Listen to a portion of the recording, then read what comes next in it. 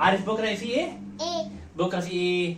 في ايه؟ اول حاجه نقول لهم السلام عليكم. السلام عليكم. بكره في ماتش الاهلي والزمالك. فين اكتر اهلي الزمالك؟ طبعا احنا هنشجع مين؟ بشجع من اهلي. الاهلي. اهلي تيت تيت اهلي تيت تيت اهلي تيت تيت اهلي. تيت تيت. انت تتوقع ان الاهلي يكسب هو كام؟ في ستات زيكم. زي بابا. ان زي- شاء الله بكره هنشجع الاهلي. توقع نتيجه الاهلي واكتب في الكومنتات الماتش هيخلص كام. ان شاء الله انا شايف الاهلي هيكسب 3-1. انت شايف الاهلي يكسب كام؟ يكسب 2-0. 0.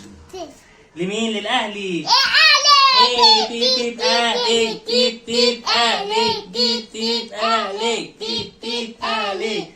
شوفوا مين توقع مين، محمود هالاند ولا بابا؟ محمود عم. وانا بابا. شوف مين التوقع الصحيح واكتب توقعك انت كمان. ايه ده؟ ويا رب الاهلي يكسب. يا رب الاهلي يكسب. قول يا رب الاهلي يكسب.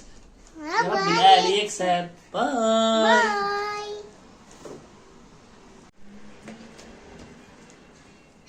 الله الله الله.